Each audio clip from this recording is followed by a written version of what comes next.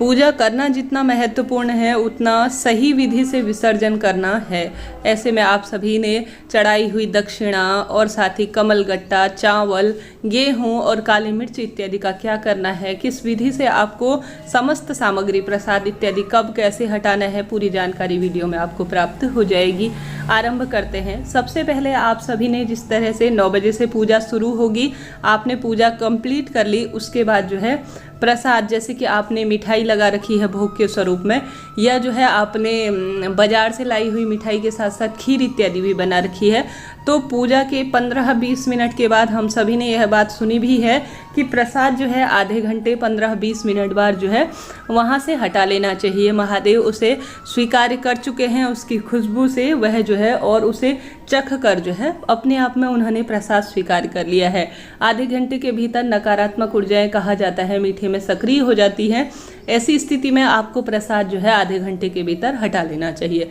अगर आपने व्रत कर रखा है तो प्रसाद स्वरूप जो है आप सबसे पहले जब व्रत खोलेंगी तो प्रसाद स्वरूप वही चीज़ आप ग्रहण करेंगी। साथ ही अपने घर के सभी सदस्यों को यह प्रसाद वितरित कर दीजिए और खाने की चीज़ में मिला दीजिए।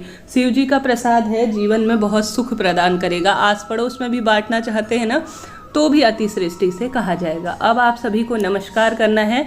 अब आप सभी को प्रसाद आपको हटा लेना है।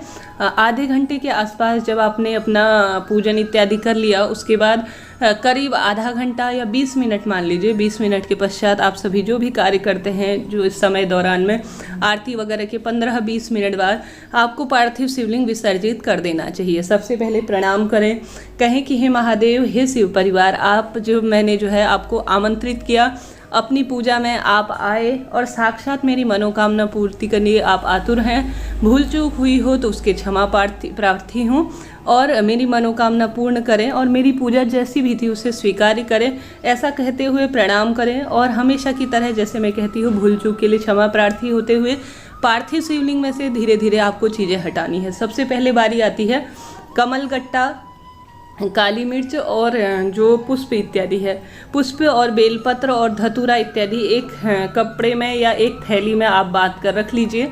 और साथ ही जो अक्षत इत्यादि आते हैं, और साथ ही आपको सबसे पहले तो कमलगट्टा और सुपारी की बता दूं, ये लाल कपड़े में बांधकर उसे तिजोरी में रख लीजिए। यह महादेव और माँ लक्ष्मी के स्वरूप के रूप में कमलगट्टे जाने जाते हैं, धन की समस्या को दूर करने में सहायक है और महादेव का साक्षात प्रसाद है। तो इसे आप धतूरे को तो जो है अलग से रख लीजिए एक थैली में, और बेलपत्र भी अलग से रख लीजिए। कमलगट्टा और साथ ही सुपारी जो है आप अपने दुकान का गल्ला है या घर की तिजोरी है वहाँ पर रख दीजिए। महादेव का साक्षात स्वरूप है।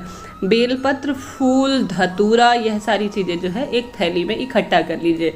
अगर आपने जैसे कि अन्य चीज़ें भी समर्पित कर रखी हैं, जैसे दुर्वा हो गई या और जो धतूरा हो गया, या जो इस तरह की जो चीज़ें होती है, फूल पत्ती कहने का अर्थ है, उन्हें एक थैली में इकट्ठा कर लीजिए, अलग रख लीजिए।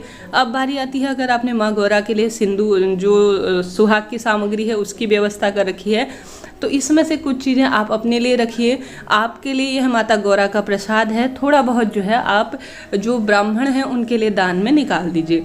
इसके साथ ही आप सभी को जो पार्थिव शिवलिंग है उसे घर के गमले में ही रात को रख देना है। दूर जाकर समर्पित करना, इसे जो है विसर्जित करना सही नहीं है। घर के गमले में ही इसे विसर्जित कर दीजिए। नहीं तो एक आप पानी का टब ले लीजिए, उसमें यह मिट्टी स्वरूप में है, पूर्ण रूप से गल जाएगी, और फिर घर के गमले में इसे रोपित कर दीजिए, कोई पौधा लगा दीजिए। रुई हो गई और यह सारी चीज़ें गलती नहीं है, तो इसे जो है आप सभी अपने पास रख लीजिए। जब यह सूख जाए तो अमावस्या पूर्णिमा के दिन छोटा सा आप कपूर इत्यादि से इन्हें जला भी सकते हैं। साथ ही रोली, मोली इत्यादि है, वह सारी चीज़ें धरती के अंदर समाहित हो जाएंगी। धरती की चीज़ें हैं, धरती के अंदर ही गेहूँ, चावल, यह चीज़ें एक एक करके तो आप बिनेंगे नहीं, परंतु इन्हें जो है आप सभी इस पार्थिव शिवलिंग में ही विसर्जित कर दीजिए। महादेव को ही आपने समर्पित कर रखी है, उन्हें ही विसर्जित कर दीजिए। साथ ही बारी आती है जनेऊ की। आपके घर पर कोई धारण करने वाला है अर्थात इसे पहनने वाला है, तो आप सभी जो है इसे काम में ले सकते हैं, पहन सकते हैं। एक समय का भोजन आप सुबह के समय पंडित जी, ब्राह्मण जी के लिए निकाल दीजिए। दक्षिणा उन्हें, अगर आपने महादेव के शिव परिवार को समर्पित कर रखी है, तो दक्षिणा जो है आप सभी को क्या करना है कि पंडित जी के घर जो है एक समय का भोजन के साथ आप सभी इसे भी भिजवा दीजिए। बस यही चीज़ें हमने प्रयोग में ले रखी है और इसे इसी तरह से प्रयोग में ले लीजिए। ज़्यादा अगर आपको लगता है कुछ सामग्री ऐसी है जिसे विसर्जित करने में दिक्कत है, तो गौ माता, चिड़िया या जो है ब्राह्मण जन जो पाने योग्य व्यक्ति है, आपको लगता है कि यह भोजन के रूप में इसे स्वीकार कर सकते हैं, तो उन्हें दे दीजिए। तो इस तरह से यह सामग्री विसर्जन की विधि होती है। अब यह नहीं कि यहाँ वहाँ पड़ी रहे, कुछ चीज़ें पैरों में आ रही हैं, ऐसी गलती ना करें। रात्रि में ही पार्थिव शिवलिंग 1-1.5 घंटे के भीतर ही विसर्जित कर दिया जाता है, तो आप उस विधि से जो है विसर्जित करें। ठीक है, इस तरह से यह जानकारी थी। वीडियो उपयोगी रहा हो, कोई सवाल हो पूछिएगा। आपका अपना चैनल है श्री शिवाय नमस्तुभ्यम।